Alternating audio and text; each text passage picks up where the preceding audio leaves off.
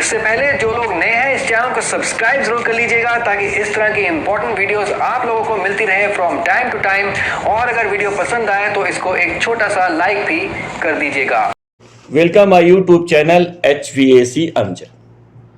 बहुत useful video है specially नए एसी टेक्नीशियन के लिए। ये स्प्लिट एसी का कूलिंग कॉइल है।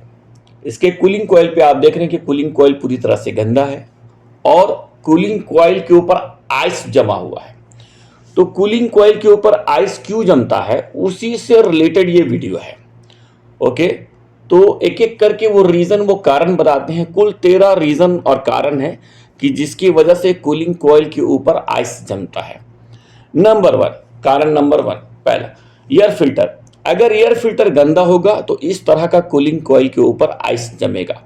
नंबर 2 है कूलिंग कॉइल खुद। कूलिंग कॉइल भी अगर इस तरह का गंदा होगा तो आपको कूलिंग कॉइल के ऊपर आइस जमेगा।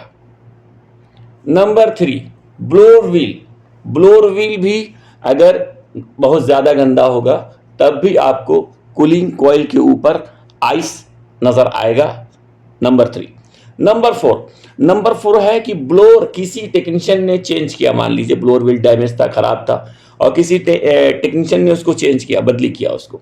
अब बदली करने के बाद लेकिन उसने सेम कैपेसिटी का नहीं लगाया, वो दूसरा कैपेसिटी का लगाया, तो मिसमैच होने से भी आपको कूलिंग एसी के ऊपर इफेक्ट करता है, प्रॉब्लम करता है और जिससे आपका ब्लोअर के स्पीड कम होने से आपको कूलिंग कॉइल के ऊपर आइस जमेगा। तो जब भी कभी इस तरह का अगर ब्लोअर को व्हील वगैरह चेंज कर रहे हैं तो सेम उसी कैपेसिटी का लगाए जो कैपेसिटी का लगा है।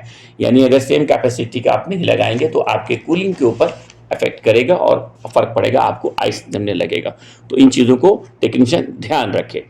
नंबर 5 है ब्लोअर व्हील। ब्लोअर व्हील में जो फिन्स आपको जो नजर आता है उसका फिन्स का कुछ पीस टूट गया है, कहीं कहीं से कुछ 10-15 पीस टूट गया है, तो जिससे वो चलता है, थोड़ा हल्का सा वाइब्रेशन करता है, लेकिन लोग काम चलाते हैं। लेकिन इस तरह कहीं से अगर फिन्स आपका ब्लेड टूटा है, तब भी आपका वो इस तरह का कूलिंग कॉइल के ऊपर आइस जमेगा।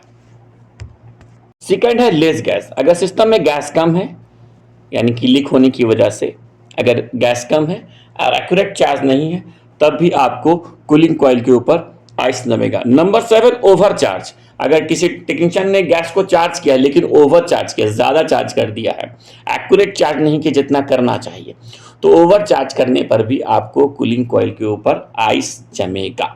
नंबर 8 है मोटर स्पीड। मोटर स्पीड जो है कम हो गया है, स्लो हो गया है, तब भी आपको इस तरह का कूलिंग कॉइल पे आइस जमेगा। तो मोटर स्पीड कम होने के 2 रीजन है, या तो मोटर का जो कैपेसिटर है वो खराब है या खुद मोटर खराब है, मोटर का जो वाइंडिंग वो वीक हो गया है। तो 2 कारणों से मोटर का स्पीड कम हो जाता है। तो कैपेसिटर को पहले चेक करना चाहिए, अगर कैपेसिटर ओके है तो फिर मोटर खराब होगा। तो ये 2 कारणों से आपका कूलिंग कॉइल के ऊपर आइस जमता है। नंबर 9 है पीसीबी डिफेक्टिव है। पीसीबी जो बोर्ड है जो कंप्रेसर को कॉन्ट्रैक्टर को सिग्नल देता है या कंप्रेसर को सिग्नल देता है वो खराब है, तब भी आपको कूलिंग कॉइल के ऊपर आइस जमेगा पीसीबी खराब होने से। पीसीबी में एक रिले होता है जो कॉन्ट्रैक्टर को पावर पास करता है, वो रिले कभी डायरेक्ट हो जाता है, वो काम नहीं कर रहा, वो स्टक हो गया, तब भी वो डायरेक्टली पावर दे रहा है जिसकी वजह से कंप्रेसर ऑफ नहीं हो रहा। नंबर 10 है compressor contractor. Compressor contractor stuck हो गया है, जाम हो गया है, वो ऑफ नहीं हो रहा है। यहाँ से टेम्परेचर टारगेट रीच भी किया फिर भी ऑफ नहीं, क्योंकि वो स्टक हो गया है, वो खराब हो गया है, तब भी आपको कंप्रेसर ऑफ नहीं होगा, तो जिसकी वजह से कूलिंग कॉइल के ऊपर आइस जमेगा। नंबर 10 ये था। नंबर 11 है, मान लीजिए कि जो कूलिंग कॉइल है, थोड़ा बहुत कूलिंग कॉइल या जो फिल्टर है थोड़ा बहुत गंदा है, कुछ परसेंट 20% 10% गंदा है, पूरी टोटली ब्लॉक नहीं है, पूरा गंदा नहीं है, 10% 20% 25% गंदा है। और उसी हालत में कस्टमर ने क्या कि जो फैन का जो स्पीड है वो कम करके रखा है, लो करके रखा है, तब भी इस हालत में भी आपका कूलिंग कॉइल के ऊपर आइस जमेगा। ओके, तो इसको भी ध्यान रखना चाहिए।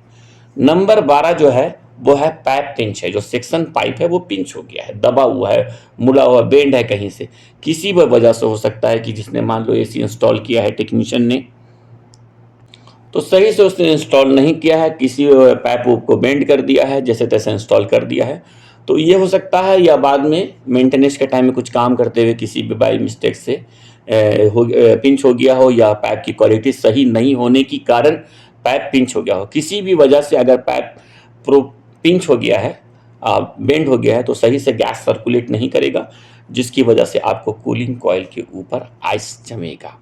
और नंबर 13 है, जो लास्ट है, नंबर 13 है, वो है टेम्परेचर सेंसर। टेम्परेचर सेंसर मान लीजिए कि वो काम नहीं कर रहा है, वो ख़राब है, वो डिफेक्टिव है, और जिससे क्या हो रहा है कि टारगेट रीच करने पर भी वो कट ऑफ नहीं कर रहा है, तो जिससे आपको कंप्रेसर लगातार चलेगा। ये वो रीज़न थे, ये 13 रीज़न थे जिसकी वजह से कूलिंग कॉइल के ऊपर आइस जमता है। Thank you.